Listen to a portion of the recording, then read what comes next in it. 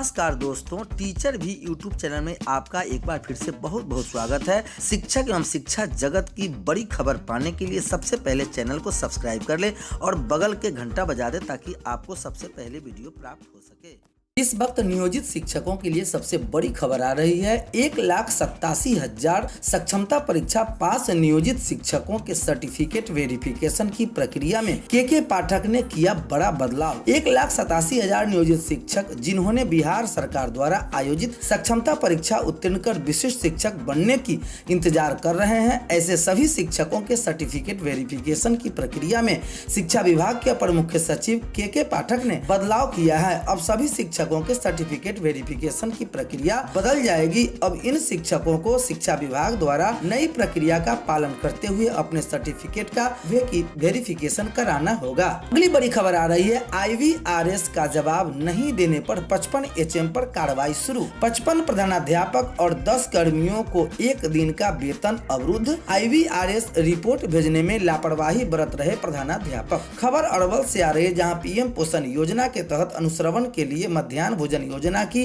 Report नहीं भेजने वाले प्रभारी प्रधानाध्यापकों के खिलाफ विभाग ने बड़ी कार्रवाई की है। पहले चरण के लोकसभा चुनाव के दौरान आई बड़ी खबर, चुनाव कराकर घर लौट रहे शिक्षक घायल, इलाज के दौरान हुई मौत, पुलिस ने पहुंचाया अस्पताल में। पटना रानी घाट महेंद्रू के रहने वाले थे 55 वर्षीय सोलंकी दुबे। कंडी नवादा के पास बाइक दुर्घटनाग्रस्त होने से हो गए घायल। शनिवार को अहले सुबह JPN में इलाज के दौरान हो गई मौत। बड़ी खबर, मानपुर यानी चुनाव कराने के बाद बाइक से घर लौट रहे शिक्षक सड़क दुर्घटना में गंभीर रूप से घायल हो गए। जख्मी हालत, पुलिस ने उन्हें JPN अस्पताल में भर्ती कराया, जहां इलाज के दौरान शनिवार की सुबह करीब 4 बजे मौत हो गई। इसके बाद सबको पोस्टमार्टम के लिए मगध मेडिकल कॉलेज अस्पताल भेज दिया गया। अगली बड़ी खबर आ रही है, विद्यार्थियों का ब्यौरा रखने को पैन नंबर हुआ अनिवार्य। स्कूल के U- नंबर से पैन नंबर जनरेट किया जाएगा, कभी नहीं बदलेगा पैन नंबर। जो स्कूल U- पोर्टल पर बच्चों का प्रोफाइल अपलोड करेंगे उन्हें ही बच्चों का permanent enrolment number PAN number देने का अधिकार है। पेन नंबर 12वीं कक्षा तक मान्य है। बच्चे इस पेन नंबर के माध्यम से देश के किसी भी राज्य के स्कूल में जाकर नामांकन करा सकते हैं। पेन नंबर बच्चों की पहचान पत्र की तरह काम करता है। इसमें बच्चों की पूरी जानकारी के साथ ही एकेडमिक रिपोर्ट रहता है। अगली बड़ी खबर आ रही है, 20,000 बच्चों को मिलेगी स्कूली डायरी। सिरघाटी से खबर आ रही है, सिरघाटी प्रखंड के प्राइमरी और मिडिल स्कूलों में पढ़ने वाले 20,000 बच्चों के अभिभावकों और स्कूल के शिक्षकों के बीच अब डायरी के जरिए रोज संवाद बनेगा। बच्चों के बीच वितरण के लिए सिरघाटी में सीनियर जूनियर बच्चे के लिए अलग अलग रंगों की डायरी पहुंच गई है। सिरघाटी के 85 प्राइमरी और मिडिल स्कूल में 20,000 बच्चे नामांकित हैं। सिरघाटी के प्रखंड शिक्षा पदाधिकारी गोपाल कृष्ण के मुताबिक पहली से 5वीं कक्षा में अध्ययनरत छात्र छात्राओं के लिए अलग किस्म की डायरी है। शिक्षकों पर की गई कार्रवाई की सूचना अब राज्यों को भेजी जाएगी। यह बड़ी खबर आ रही है। विभागीय आदेश पर DEO ने शुरू की पहल। कार्रवाई की समीक्षा राज्य स्तर पर विभाग करेगी।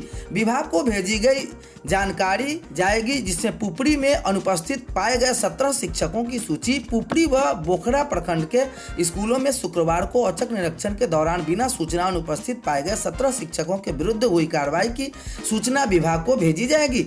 निरीक्षी पदाधिकारी के रिपोर्ट के आलोक में संबंधित शिक्षकों के 1 दिन का वेतन कटौती की कार्रवाई की गई है। साथ ही बिना सूचना अनुपस्थित रहने के मामले में संबंधित शिक्षकों से स्पष्टीकरण भी पूछा गया है। अगली खबर आ रही है, कंपार्टमेंटल परीक्षा का प्रवेश पत्र आज होगा जारी। बिहार विद्यालय परीक्षा समिति द्वारा आयोजित माध्यमिक, मैट्रिक, विशेष और माध्यमिक कंपार्टमेंटल परीक्षा 2024 में शामिल होने वाले परीक्षार्थियों का प्रवेश पत्र समिति की वेबसाइट पर 21 अप्रैल से उपलब्ध रहेगा। परीक्षा समिति ने कहा है कि विशेष और कंपार्टमेंटल परीक्षा 2024 का इंटरनल असेसमेंट प्रायोगिक परीक्षा 29 से 30 अप्रैल और सैद्धांतिक परीक्षा 4 से 11 मई तक आयोजित होगी। विद्यालय के प्रधान अपने विद्यालय से परीक्षा में शामिल होने वाले परीक्षार्थियों का प्रवेश पत्र वेबसाइट से डाउनलोड करेंगे और उस पर हस्ताक्षर एवं मोहर के साथ संबंधित परीक्षार्थियों को उपलब्ध कराएंगे तथा प्रवेश पत्र का वितरण पंजी सुरक्षित रखेंगे। प्रवेश पत्र केवल सेंटर परीक्षा उत्तीर्ण छात्रों के लिए मान्य होगा। जो छात्र सेंटर परीक्षा में अनुत्तीर्ण या अनुपस्थित थे वे परीक्षा में शामिल नहीं होंगे। अगली खबर आ रही है, रिक्त पदों की जानकारी नहीं देने पर होगी कार्रवाई। जिला शिक्षा पदाधिकारी कार्यालय ने जिले के सभी प्रधानाध्यापकों शिक्षकों से उनके यहाँ शिक्षकों की रिक्त पदों की जानकारी मांगी है। जिला शिक्षा पदाधिकारी संजय कुमार ने पत्र के माध्यम से कहा है कि 6 अप्रैल तक सभी प्रधानाध्यापकों के शिक्षकों की रिक्त पद की जानकारी देनी थी, लेकिन प्रधानाध्यापकों द्वारा रिक्त पदों की जानकारी नहीं दी गई।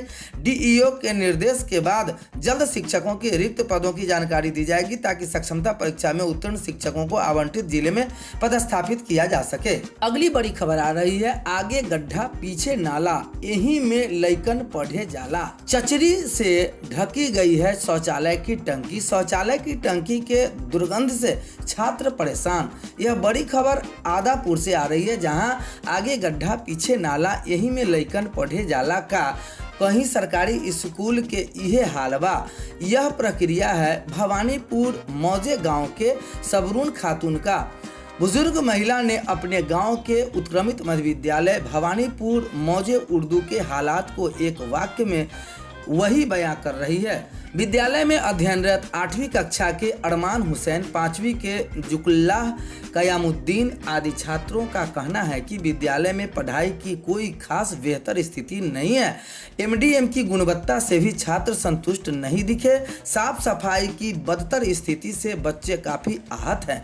उन्हें शौचालय के लिए अपने घर या सरेह में डब्बा लेकर जाना पड़ता है। गेट पर कई दिनों से एक बड़ा गड्ढा खोद दिया गया है।